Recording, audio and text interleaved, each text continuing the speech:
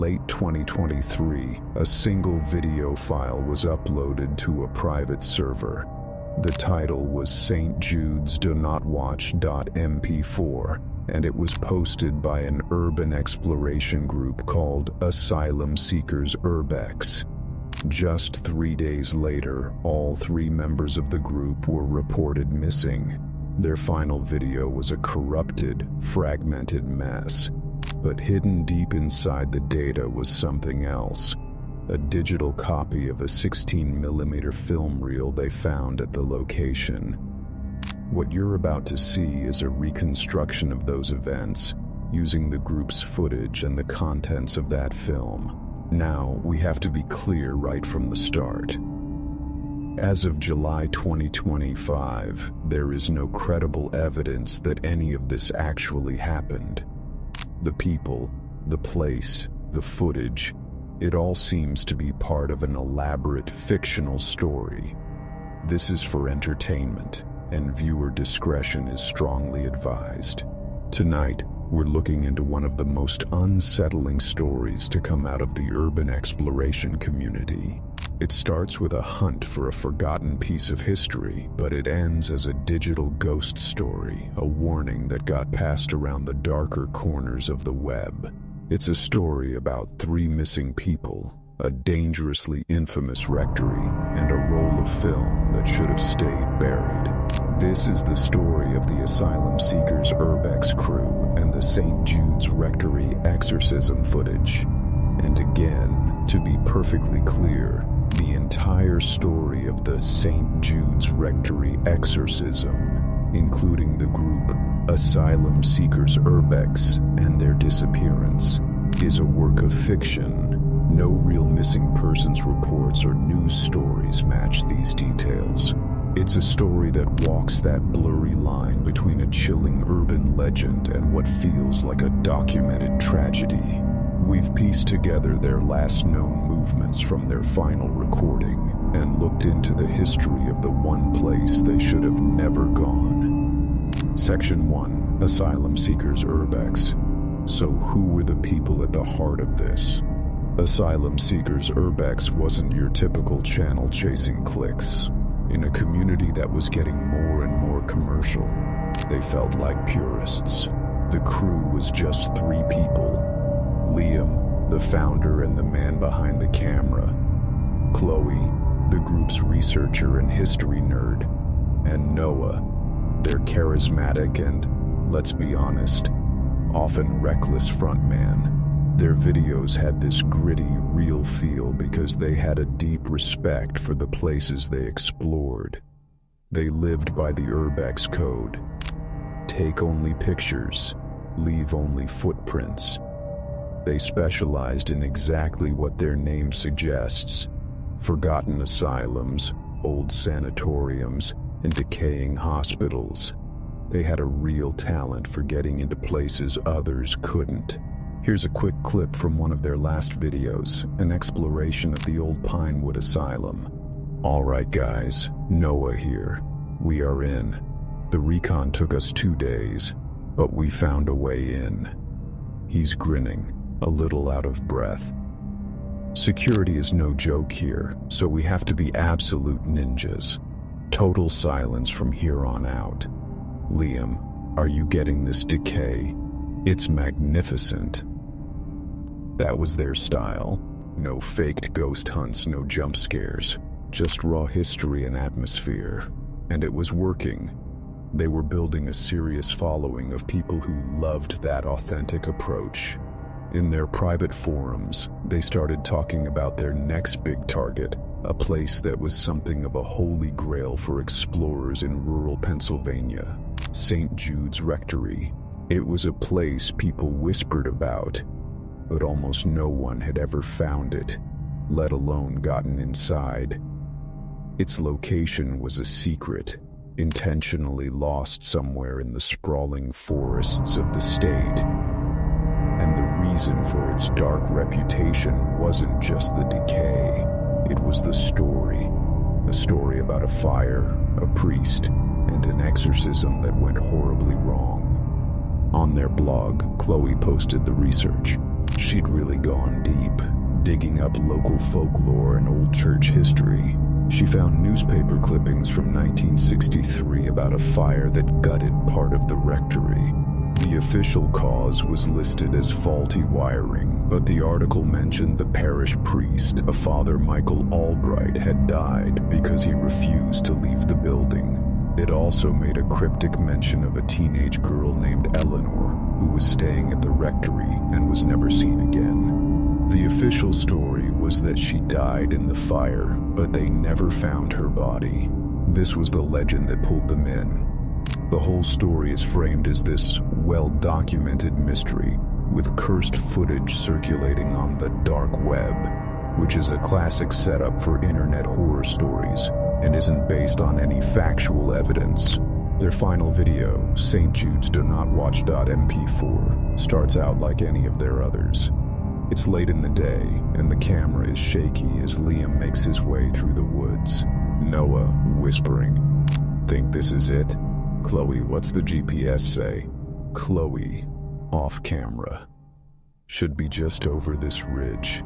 The old property lines match the maps I found. God, no one's been out here in forever." They come over a hill, push through some brush, and then they see it. St. Jude's Rectory. It's this Gothic stone building, 2 stories high, with one whole side partially collapsed from fire. You can see the black scorch marks crawling up the walls around the boarded-up windows. A steeple somehow is still standing, like a skeleton's finger pointing at the sky. Noah, "Whoa, there she is, the Holy Grail." Liam, off camera, "It's bigger than I thought. Looks like a fortress." Chloe, "The fire started in the west wing. That's the collapsed part. The main rectory and chapel should be mostly intact, according to the reports anyway." They start circling the building, checking doors and windows, but everything is sealed up. Then Noah finds a low cellar window, the wooden frame completely rotted out. Noah, "Bingo, looks like our way in." He looks back at the camera with that familiar, cocky grin. "Time for a little splore, eh? Wish us luck, guys. We're going in." He kicks the rotted wood, and it just crumbles. He slips into the darkness. Chloe goes next. After a second's pause, the camera, held by Liam, is lowered down into the black. You can hear their feet land on a damp stone floor. They're inside St. Jude's Rectory, and this is where their final terrifying journey really begins. Section 2, The History of St. Jude's Rectory. To really get what happened in that last video, we need to go back to 1963. St. Jude's was never a big parish. It was basically an outpost, serving a few rural towns in a part of Pennsylvania that people have mostly forgotten. Its priest, Father Michael Albright, was a man with a complicated history. Dr. Alistair Finch, religious historian. Father Albright was not your typical parish priest. The church records we can access, and many are sealed, suggest he was sent to St. Jude's after a disagreement with the archdiocese. He was a scholar, fascinated by pre-Vatican II rites, and specifically the ministry of exorcism. This wasn't public knowledge, of course. To his parish, he was just a quiet, intense man. But inside certain church circles, he was known as the person you call to deal with spiritual problems. It's worth noting that there's no historical record of a St. Jude's Rectory in Pennsylvania having a fire in 1963, nor any mention of a Father Michael Albright or an exorcism like this. These details seem to be invented for the story, much like how real-life cases like the Smurl haunting in West Pittston became national stories fueled by rumor and local legend. In the summer of 1963, a young woman named Eleanor Vance came to the rectory. The official story was she was there to help Father Albright organize the church library. But the unofficial story, the one people whispered about for decades, was that Eleanor was in serious trouble. Dr. Alistair Finch. Eleanor was, by every account, a deeply disturbed person. People reported violent outbursts, said she spoke in languages she couldn't have known, and that she had a strength that just didn't make sense for her size. Her family was at their wits' end. They went to the church, and it seems the church sent them to Father Albright. What allegedly happened at St. Jude's was not a sanctioned exorcism. This was off the books. Albright was on his own, believing he was this girl's last hope. The script presents these supernatural events as if they were filmed, but no authentic footage of an exorcism has ever been verified. These claims tap into the power of the genre, which relies on personal accounts and faith, much like the famous case of Robbie Mannheim that inspired The Exorcist.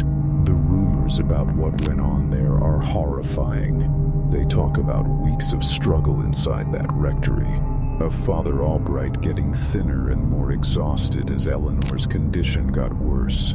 The stories say it went from psychological torment to physical events, objects moving on their own, scratches appearing on the walls.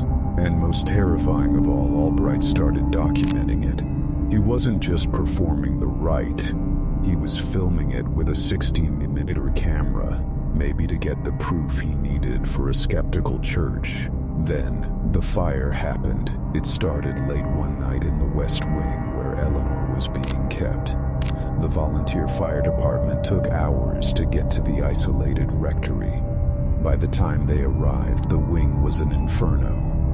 They found Father Albright's body in the doorway of the library, not the West Wing. He died from smoke inhalation. It didn't look like he was trying to escape the fire. It looked like he was trying to get to something in the library.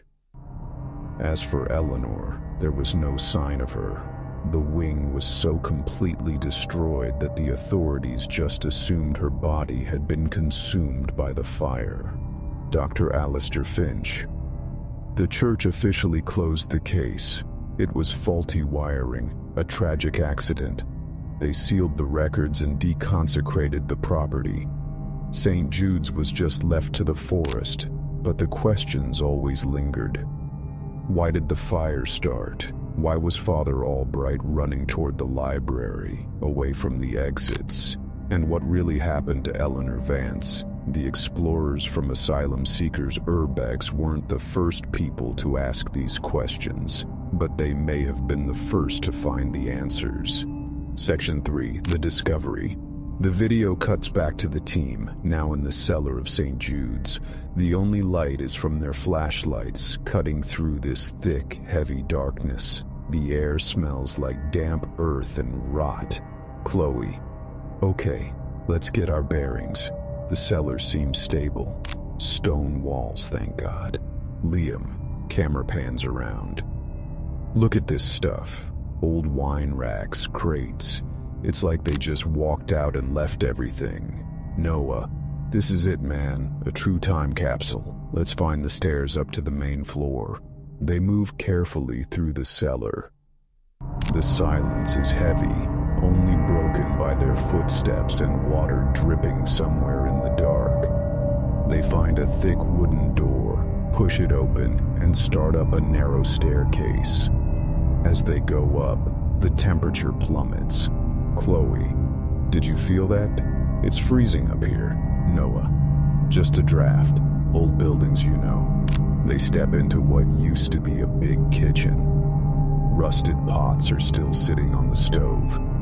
Everything is covered in a thick coat of dust. The camera slows down here, lingering on these sad little details. A calendar on the wall, stuck on October 1963. A kid's drawing on a corkboard, now faded and brown. A single rock-hard apple in a bowl on a table. The feeling is just one of deep stillness and sorrow. Chloe, whispering, "This is incredible. It's like a museum." They spend the next hour on the ground floor, moving through the dining hall, sitting rooms, and small offices. The decay is everywhere, but there's no vandalism. It feels untouched, but that sense of unease is definitely building. The camera's microphone starts picking up these faint, weird noises, a soft scraping sound from upstairs, what sounds like a distant whisper that makes them all stop. Liam, did you guys hear that? Noah, probably just the wind in the steeple. Don't get spooked now, Liam. This is what we came for. But even he is starting to sound like he's forcing it. They decide to head upstairs toward the library, where Father Albright's body was found. The main staircase is huge, covered in a carpet of dead leaves. As they start to climb, Chloe stops. "Chloe, wait, look." Liam points his flashlight where she's looking.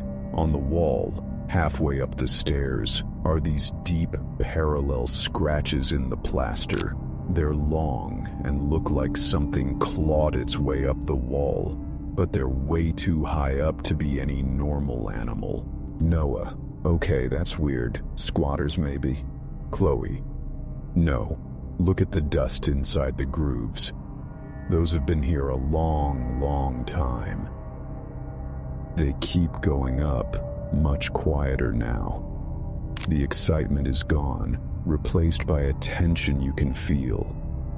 The second floor is just a hallway of small bedrooms. At the end of the hall is a big oak door with a small brass plaque that says, "Library, Noah." This is it. The place where he died. He tries the handle. It's locked. He throws his shoulder against it, but the old door just groans. Noah, damn it, it's solid. Liam, let it go, man. We don't force entry. Chloe, wait. Liam, shine your light over here. She's pointing at the wall next to the door. There's a heavy bookshelf, but it's not sitting flat against the wall. There's a weird gap.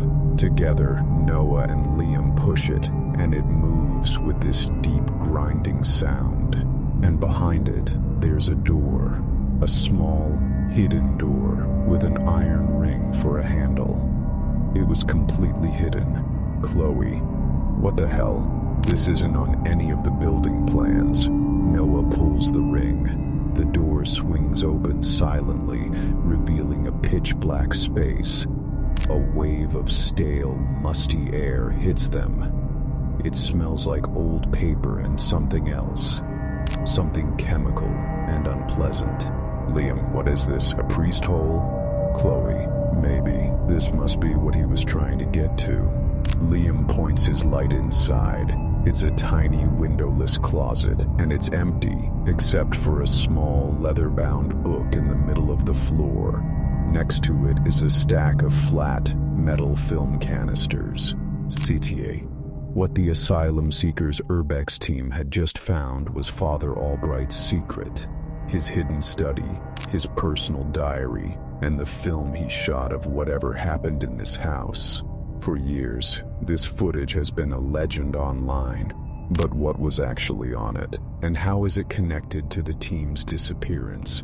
Before we find out, if you want to support more investigations into strange stories like this, think about subscribing and hitting the bell. It really helps us keep these explorations going.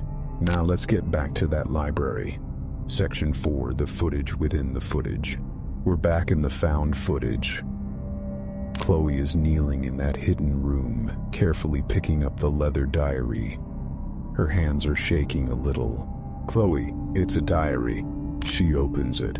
The camera zooms in on the tight, frantic handwriting. You can clearly see the name on the first page. Michael Albright, 1963. Noah. Holy, this is his. This is the priest's diary. What does it say? Chloe, reading aloud, her voice a whisper. Day 27. The entity is stronger. It mocks the right. It speaks of things it should not know, my sins, my doubts. Eleanor is almost gone. I see it looking at me through her eyes. It wears her face like a mask. The physical manifestations are worsening. Last night she levitated for 3 minutes. I captured it on film. God forgive me, I must have proof. They must believe me. A heavy silence just drops on them. The fun adventure is over. Now there's this suffocating dread. Liam, he filmed it? He filmed the exorcism? Noah picks up one of the film canisters. It's heavy and rusted. He pries it open. Inside is a tightly coiled reel of 60mm film. Noah, there are 5 of them, 5 reels of film. They back out of the hidden room, carrying the diary and the films like they're unexploded bombs.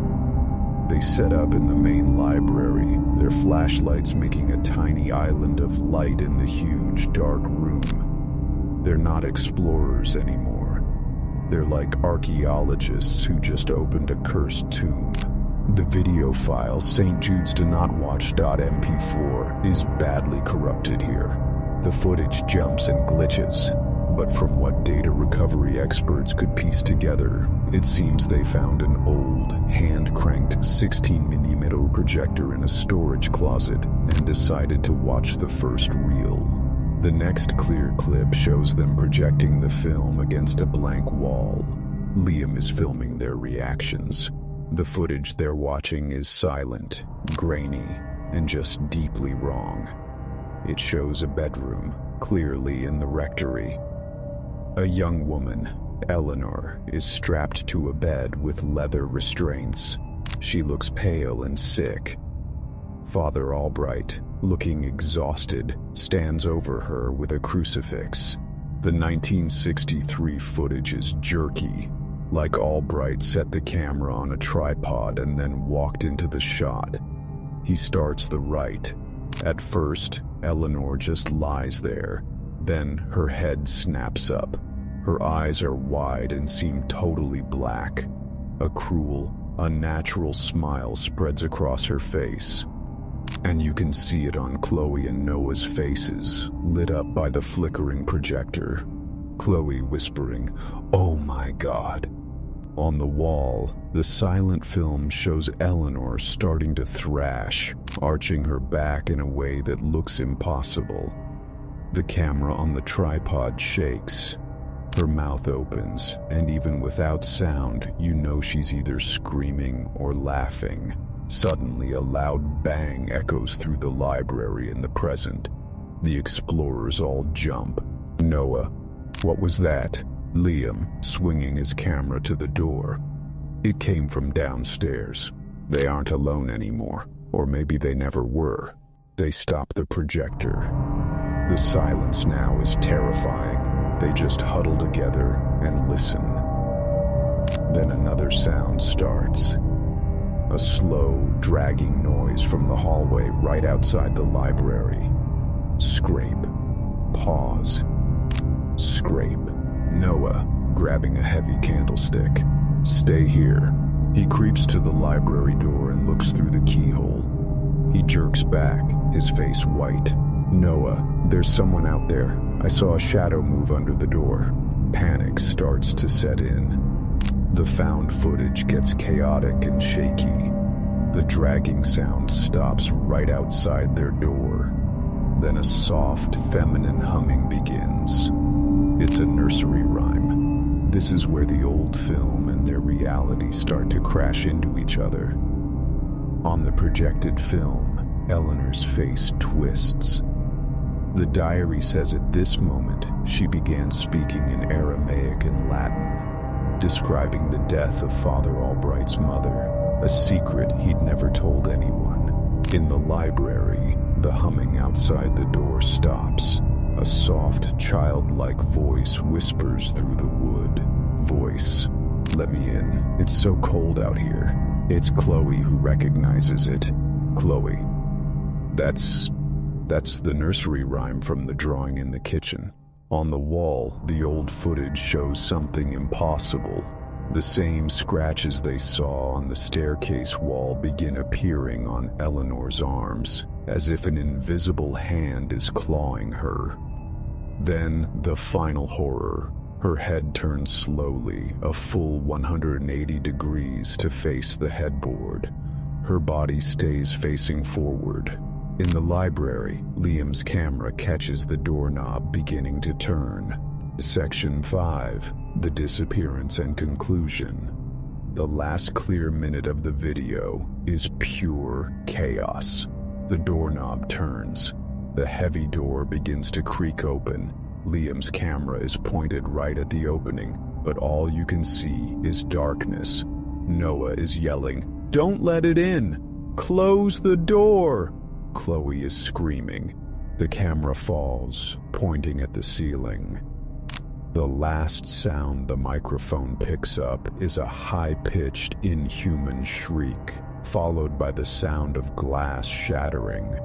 Then, just static. The file ends. 3 days later, that file was uploaded from an IP address that pinged a cell tower 30 miles away. There was no other communication from Liam, Chloe, or Noah. Their car was found on an old logging road. A police search of the Rectory and the woods found nothing. No bodies, no struggle. They were just gone. And to bring this all back to reality for a moment, the entire story, the explorers, the video, the disappearance, is fictional. As of July 2025, there is no evidence any of it ever took place. It exists as a piece of internet horror fiction.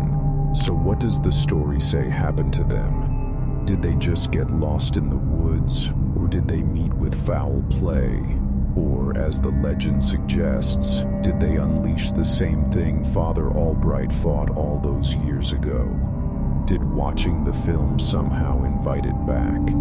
The story of the St. Jude's Rectory exorcism is a modern ghost story for the internet age. It's a warning about how digging up the past can sometimes mean finding things that were buried for a reason. We're left with only questions and the chilling final moments of 3 explorers who went looking for history and found something else entirely. The truth, whatever it is, seems to be locked away in the decaying walls of St. Jude's Rectory. What do you think happened to the asylum seekers Urbex crew? Let me know in the comments below.